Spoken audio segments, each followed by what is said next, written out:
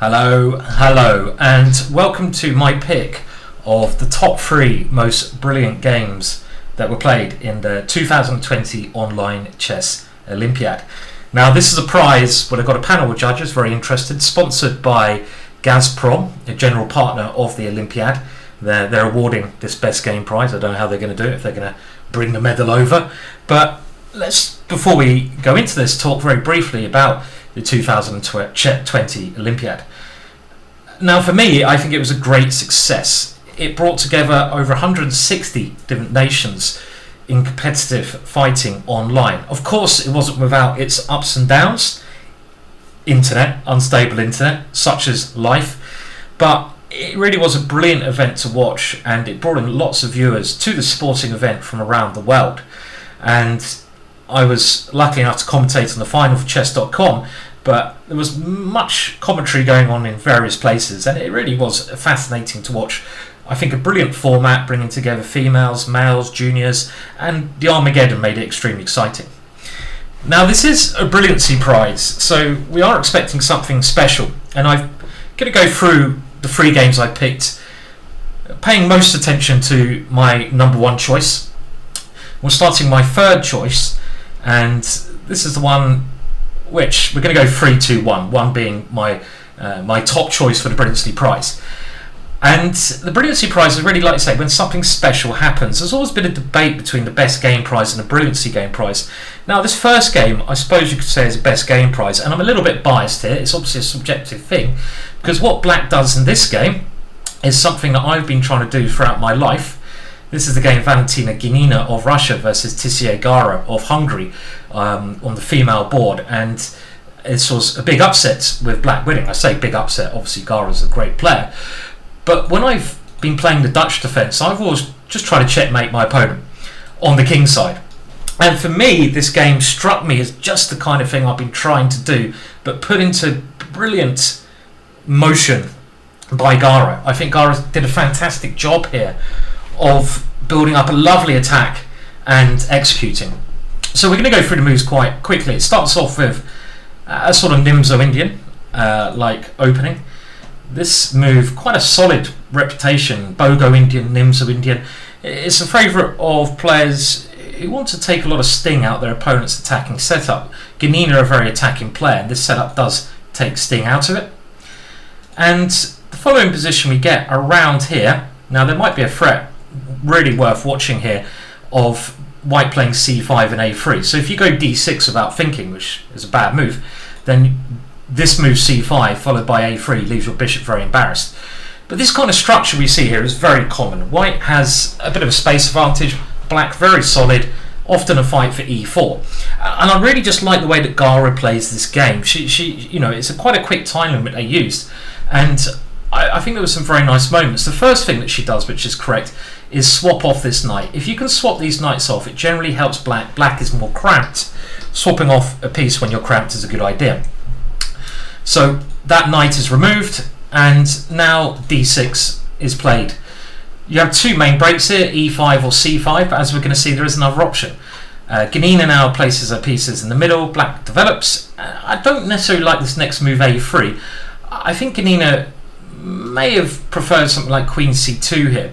The problem is the natural move e4 might run into d5 and bishop b4. So a3 stops that, but after a couple of moves, we're going to see that this clamp on the queen side is very nice for Black. This is a positional clamp where now these 2 pawns are pretty irrelevant. The b3 square is Black's, and you don't really ever want to go b4 because you weaken your a pawn. So positionally speaking, this doesn't seem correct. But now a common idea, bishop f1. White, Genina, wants to move the knight, attack the bishop, go e4. And this is where I think Agaro really plays very well. There's a temptation here to, you know, play solidly and play for e5, bishop f6, e5, but g5. And this is why I like this game, just the right spirit. Bishop c1, and now f5. And we get a kind of Dutch position, which I so enjoy and love. Knight d2, the bishop comes back, and now e4, and now a very important move to play in these situations, which I know from the Dutch, you don't take here when the e file opens up. You should keep it closed, keep the kingside initiative going, f4. Very nice play. Genina pushes in the centre, And now black simply captures, and the point of this is if white captures, the knight gets this fantastic square. You can see how the clamp on b3 really helps. White would love to go b4, but you just play en passant. So bishop h3, and now rook f6, and from here on in, black just goes for it on the king side. This is the way chess should be played.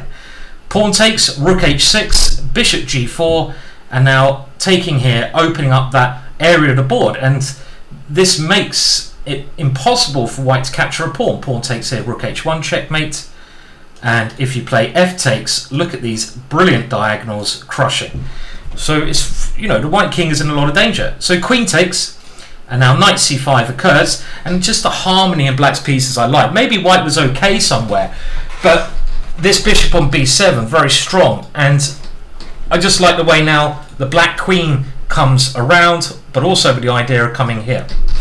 h4 was played. Now knight takes g5 would have run into rook g6 when bishop h5 was an idea, but then we see the power of the queen come into this square, and black has an awesome initiative here, just the kind of energy in a position you want.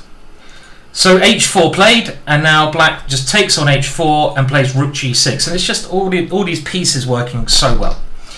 King h2, and now these guys of whites are overloaded, so queen to f8 is starting to cause real problems for white. If you take the queen, after here, both of these pieces on pre, and it's an easy win for black. Rook g1, and now black simply takes there and plays rook d4, every white piece hanging. Rook f8, should I say, rook d4 the only defense, but now king h8 and preparing more pressure everywhere over here. Bishop h5, rook takes rook, and now knight b3, which is practically the winning move. There's no stopping the harmony that black's pieces have. Rook d7, rook takes f4, and even though material equality is there, after rook takes f2 check, it's the white king which now has to step up the board. And look now at the three pieces. After knight to d4, they start to join together, whilst white's pieces are spread. I mean, you could say a rook on the 7th rank is very good, but it's not good enough here. Three pieces plus a pawn versus the lone king is pretty unstoppable, and these pieces just come into the best squares. Bishop e4 coming to f5 to chase that king. King takes here, and now rook g2, and the knight is lost. And one of the reasons I really like this game is because of the end. I mean, the only way to save this knight is knight to this square, but black has a rather powerful and, I'd say, amusing move now. Knight to f5, checkmate. So white tried bishop to f7, and the idea of this was try to get a rook g8 in, and again there's a nice little tactical end to this. Black simply took here, and after king g7, Genina lost on time, and the point being rook g8 might have been an attempt to try and save the game, but Agaro had seen a little bit more, because after we get this move, there's knight f3 winning, so the position is completely over. Now that's my third pick, and you know, I like to say I'm going to spend more time on my main pick for the Brilliancy Game prize, and I just like the way that harmonised there. I know maybe there weren't any shocking moments, but it reminded me of what I tried to do in the Dutch. Now the second game was a game between Argentina and Hungary, so Hungary again, and like I say, all the wins are from the black side. Black is okay, and you don't always get that Brilliancy prize because white has the initiative for the first move, but this game by Kozak is a brilliant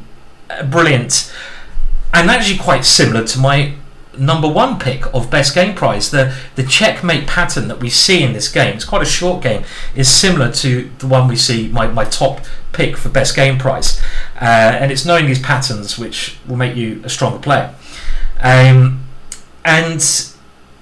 it was really one mistake by Thomas of the white side here which got him in so much trouble. Now the game starts off, and you don't always have to pick crazy openings to get into crazy tactical positions. Often the most seemingly boring positional openings, like here the Gyoko piano, can later on spark to life, so you don't have to go crazy from move one. And the first stage of the game is simply a manoeuvring stage, which I think most players have seen many times before. A5 stopping the extension here, A4 stopping black's extension and playing for this manoeuvre. And both sides basically manoeuvre in a standard opening fashion here. The knight is trying to come towards the central squares, but black plays bishop e6. And this is quite an interesting way to break the symmetrical nature, because after the exchange, yes, black has two double pawns, but we're going to see that the f-file is of much use to black later on. So he has dynamic compensation for his slightly weakened pawn structure. Now bishop e3 is played here, and now black simply takes this one. Maybe white could have taken with a pawn here, but then you've got to ask yourself, what's the knight doing on c2? Because the whole point of this manoeuvre, which took white a fair few moves, is to bring it to the centre. So knight takes e3 was played. Queen to e8. The queen is now coming over towards the king side, where the action may well occur. Queen b3. White's trying to pressurise over here. Rook b8. Queen c4. And here, knight to h5, and we can now see that black's piece is starting to get active on the king side. White now plays a critical mistake. White should play knight to d2, maybe bring that knight over later on and trying to prepare something, but more importantly, stopping what happens in the game. d4 allows the very strong exchange sack, rook takes f3. Very typical for this position. It destroys white's king, and the black knight has this fantastic square combined with the queen, causes havoc in white's position. d5 played, and now another piece sacked, so this is why it's quite brilliant. We don't waste time defending this knight. The queen instead flies into the action. There's no way to stop queen takes f3. Queen and knight combine extremely well together. Pawn takes c6, queen takes f3. And the checkmate threat is knight to h3 now. If you try defending this by moving the rook, giving your king an escape square, it doesn't help because we check and go queen takes f2 anyway. So h4, giving the h2 square for the king, is the key move. But the reason white's in so much trouble here is, and it's the secret, well not secret, but a magical rule of three. When three pieces can attack, so let's say when the rook joins in, which it will, the opposing king can, if it's exposed, can rarely defend against three pieces, even though white's a rook up. That extra rook can't be used. Now the next move I really like, because if we try bringing the rook in straight away, we suddenly have to deal with this pesky pawn, which might of course create counterplay. Yes, after rook f6, it's possible that this is still winning, but you know, why allow this extra queen to occur? A much more practical choice is b5 first. You're going to lose that pawn anyway. You want to gain as much tempo time as you can, and by creating a threat, we just improve this idea of rook to f8. White now tries to bring his queen back to d1, but the rook and the third piece comes in. The simple idea, like we said, is to swing the rook to g6 and then come into g2. For example, pawn takes pawn here, queen here, check, king here, and now either queen h3 mate or rook to g2 and some mate will occur. So queen to d1 was played, and we can't obviously allow the exchange of queens, so the good blocking move, knight e2, and now we see the second idea, this rook maneuver, rook to f4. And if you look for my top pick of the best game prize, you will see how this is a very common rook swinging idea to give victory to black in both examples. There's only one way to stop this threat, rook knight to g2. Maybe now you can work out the finish. Of course, if you need to pause this video, please do so now, in looking for the right solution here. These three pieces are so powerful. Well, rook to g2 now played, and this knight is now threatened. You can't move the knight back because this will lead to checkmate straight away, and rook g1 is now met by a very beautiful ending, and this is why this is certainly a big contender for the brilliancy prize.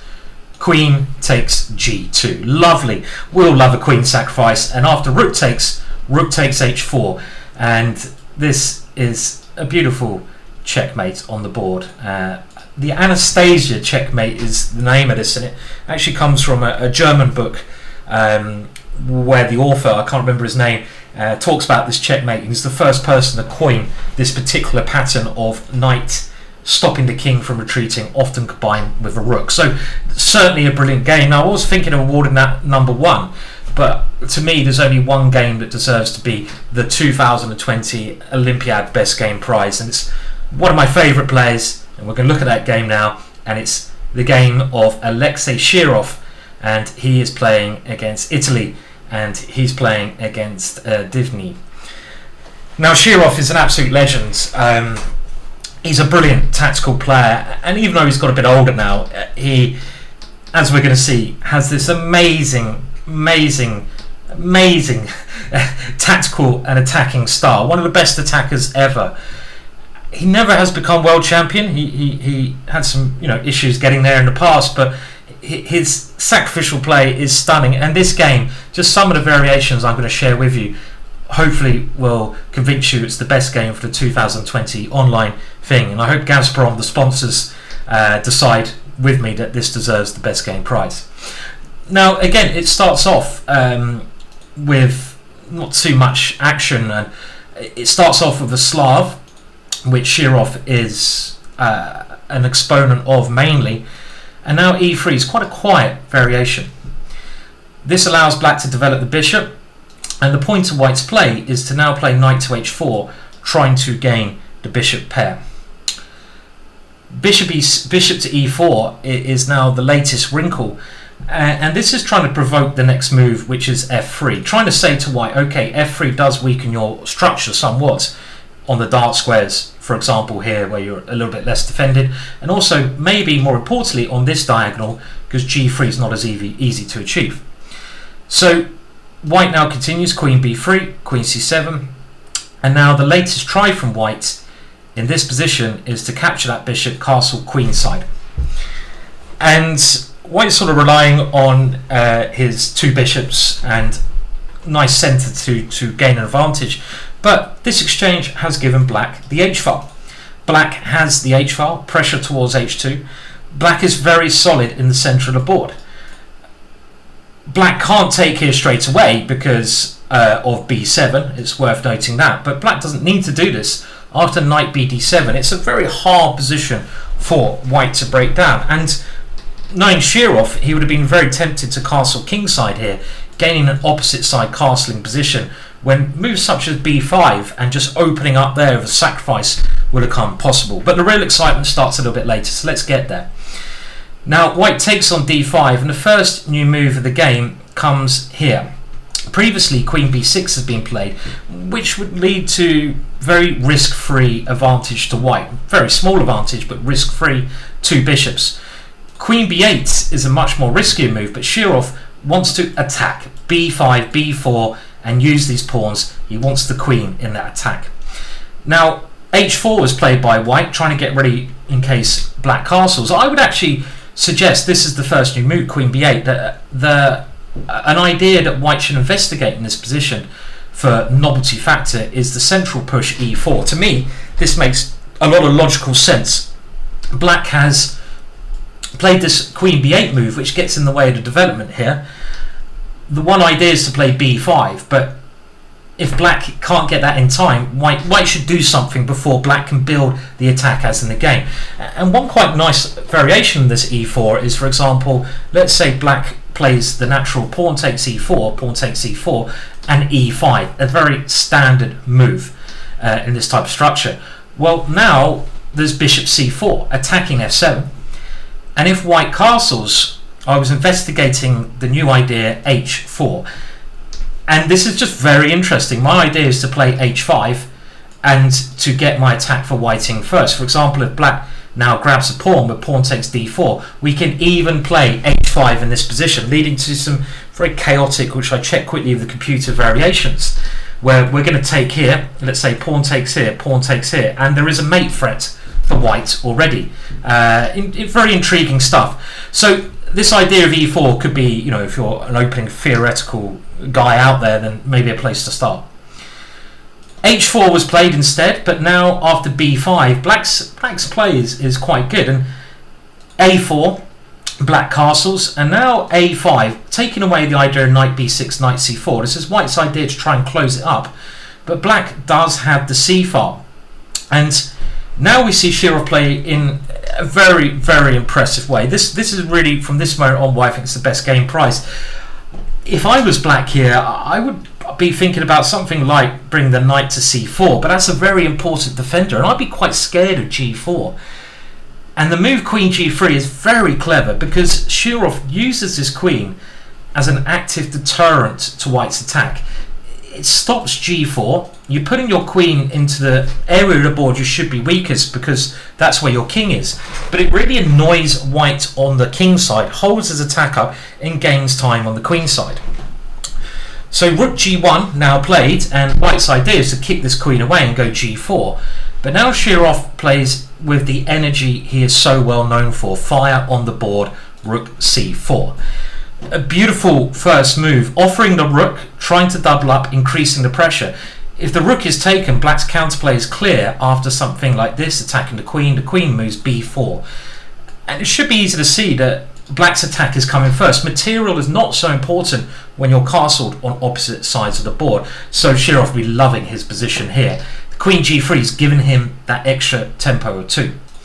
So white says, okay, what's the downside of this? Well, the downside is your queen is now trapped, and he plays f4. This doesn't stop Shirov. Rook c8 played, rook takes d4, interesting possibility, but that would have not allowed us the sparkling finish to this game. Queen d1 now takes away some squares to the black queen.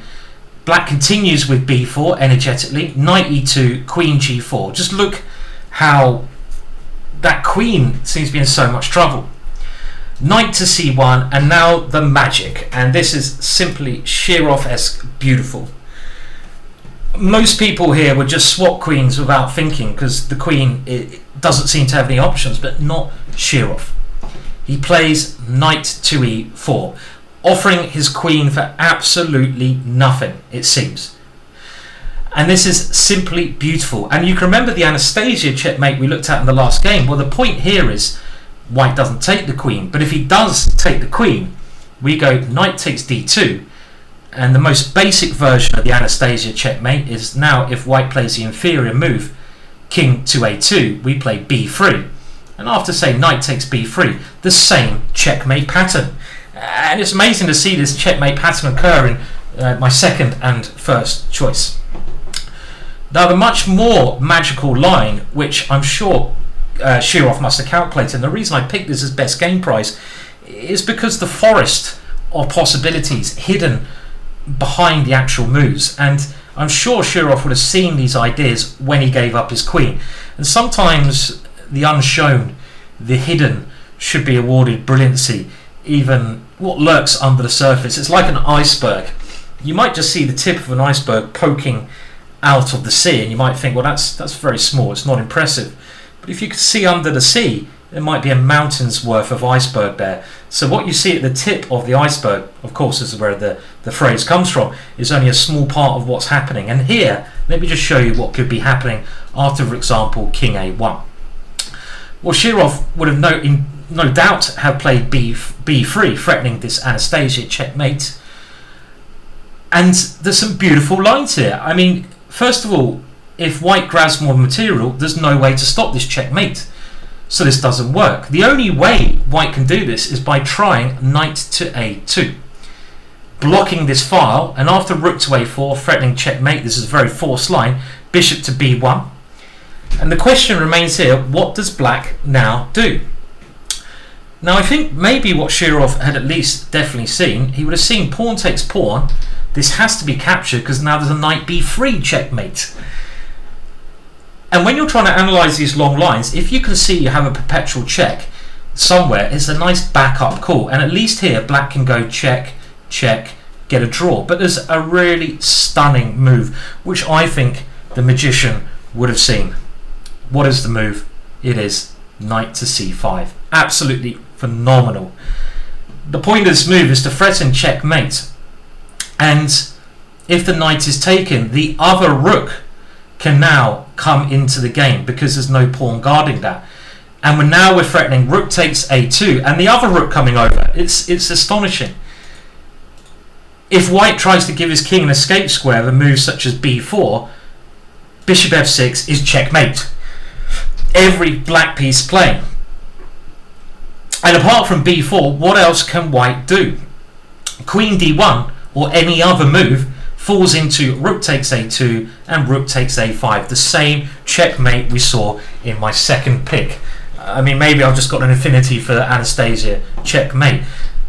But absolutely beautiful variations arising from knight to e4. Let's just have a look at them again. So check, king a1. And now, of course, Shirov plays the most energetic move, b3, threatening checkmate, the only way to continue. Knight to a2, only move. We have to go here, bishop here. Can white defend better after this move? Well, clearly taking the knight is losing. Now, he could try moves such as, in this position, let's say, is there a b4 move? b4 here, to try to give the king an escape square while the dark square bishop can't come in.